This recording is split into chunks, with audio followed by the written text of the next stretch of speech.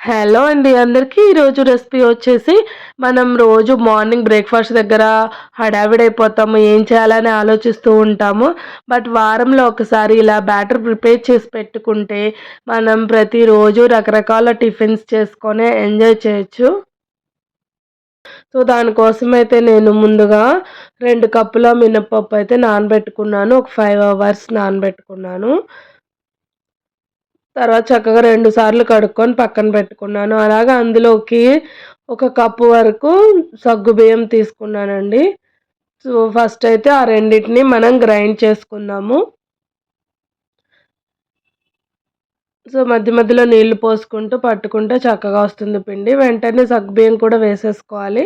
ఇక తర్వాత అయితే మళ్ళీ 2 కప్పుల రైస్ తీసుకున్నాను. అందులోకి ఒక స్పూన్ మెంతులు తీసుకొని అవి కూడా ఒక 5 అవర్స్ మినపప్పు నానబెట్టుకున్నప్పుడే రైస్ కూడా నానబెట్టుకోవాలి.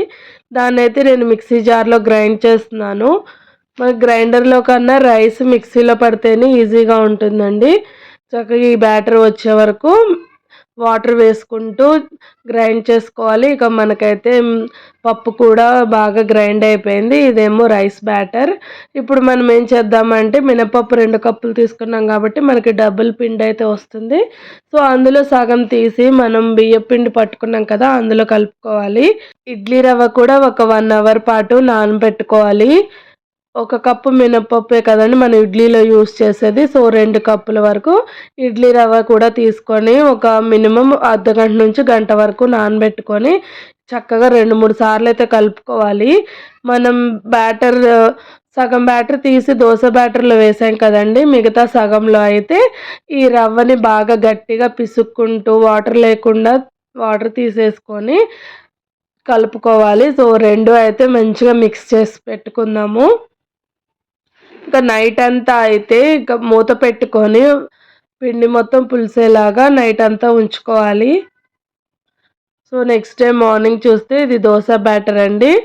నేనైతే ఇప్పుడు ఇడ్లీ వేసి చూపిస్తాను. సో, ఇడ్లీ బ్యాటర్ కూడా చక్కగా పులిసిపోయింది. మనం ఇలా గంటెతో టెస్ట్ చేస్తే చూసారా అలా ఎయిర్ బబుల్స్ లాగా ఫామ్ అయింది కదా! సో, మంచిగా పులిసింది. అందులో అయితే నేను ఇంకా ఏమి యాడ్ చేయట్లేదండి. ఓన్లీ ఒక స్పూన్ సాల్ట్ వేసి పిండిని చక్కగా మిక్స్ చేసుకోవాలి. తర్వాత వెంటనే ఇడ్లీ ప్లేట్స్‌లోకి తీసుకుంటున్నాను. ఇంక అలాగే అన్ని ప్లేట్స్‌లో వేసుకొని ఒక 20 మినిట్స్ పాటు స్టీమ్ చేసుకుంటే సరిపోతుందండి. పిండి ఎప్పుడు గట్టిగా ఉండకూడదు. లూజ్‌గా ఉండేలా చూసుకుంటే, మరీ లూజ్‌గా ఉంటే బాయిల్ అవ్వదండి. పర్ఫెక్ట్ కన్సిస్టెన్సీ ఉండాలి. మనకి ఇడ్లీలైతే పర్ఫెక్ట్‌గా ఉడికిపోయాయి.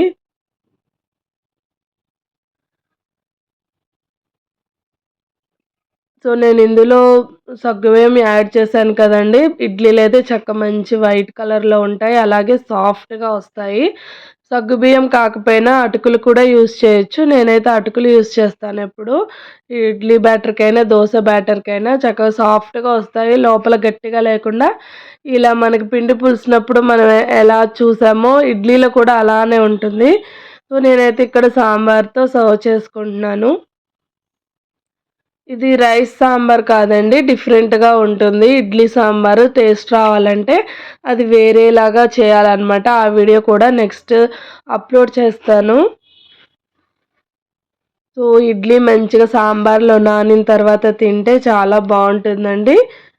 సో, నెక్స్ట్ అయితే మనం దోస బ్యాటర్‌లోకెళ్ళిపోదాం. నేను నెక్స్ట్ డే అయితే దోస చేశాననమాట. ఇందులో కూడా అంతే అండి. ఒక స్పూను సాల్ట్, ఒక స్పూను షుగర్ వేసుకుంటే మనకి మంచి కలరొస్తాయి దోసలు. పిండినైతే కొంచెం లూజ్‌గానే మిక్స్ చేసుకోవాలి. తర్వాత పాన్ హీట్ చేసుకొని ఇలా వాటర్ చల్లుకుంటే వెంటనే ఎవాపరేట్ అయిపోతే అప్పుడు మనం దోస బ్యాటర్ ఏసుకోవచ్చు. పాన్ వేడి అవ్వకుండానే మనం బ్యాటర్ వేస్తే అది అంటుకు పోతుందనమాట. సో, మనకి దోస సరిగ్గా రాదు. అందుకే పాన్ వేడిగా ఉన్నప్పుడు మనం ఎంత వీలైనంత పలుచగా స్ప్రెడ్ చేసుకోవాలి. మనం ఇందులో సగ్గుబియ్యం వేసాం కాబట్టి కొంచెం జిగురుగా ఉంటుంది. బట్ టేస్ట్ అనేది చాలా బావుంటుంది. సో, వీలైనంత పలుచగా ఇలా వేసుకోవాలి. ఆయిల్ కూడా చాలా తక్కువ పడుతుందండి. ఇలా చుట్టూ స్ప్రెడ్ చేసుకోవాలి. సో చూసారా ఎలా మంచి కలర్ వచ్చింది కదా దోస. ఇలా వస్తేనే బాగుంటుందండి. మనకి ఇలా దోస వేసినప్పుడు కాలగానే దానంతట అది వచ్చేయాలి. అప్పుడే మనకి బ్యాటర్ అనేది పర్ఫెక్ట్‌గా ఉన్నట్టు. చూసారా దోస కూడా మంచి కలర్ వచ్చింది.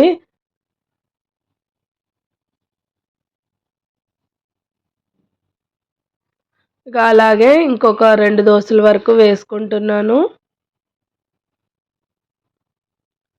సెకండ్ దోస అయితే నాకు ఇంకా పలుచగా వచ్చింది.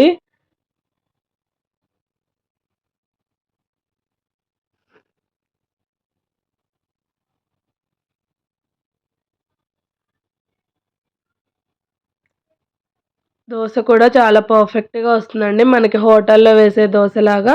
ఇంక దానికి చట్నీ కోసమైతే నేను చాలా సింపుల్ చట్నీ తీసుకుంటున్నాను. ఓన్లీ పల్లీలైతే ఫ్రై చేసుకున్నాను. పల్లీలు ఎంత ఫ్రై అయితే చట్నీ అంత టేస్ట్ ఉంటుందండి. అలాగే 4 పచ్చిమిర్చి నీలుగా చీల్చి వేసుకొని ఫ్రై చేసుకున్నాను. అవి ఫ్రై అయిన తర్వాత 2 రెబ్బల కరివేపాకు, అలాగే ఒక స్పూన్ వరకు జీరా, అవి కూడా చక్కగా ఫ్రై అయిన తర్వాత కొంచెం చింతపండు వేసుకోవాలండి.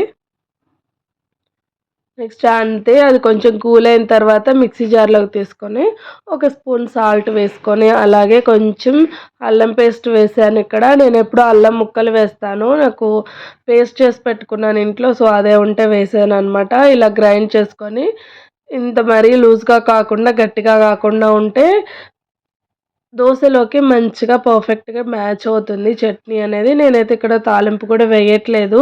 ఇలా వారానికి ఒకసారి బ్యాటర్ పట్టి పెట్టుకుంటే మనం వారమంతా రకరకాల టిఫిన్స్ చేసుకోవచ్చు. బోండా కానీ, ఊతప్పం కానీ, పొంగనాలు కూడా వేసుకోవచ్చు.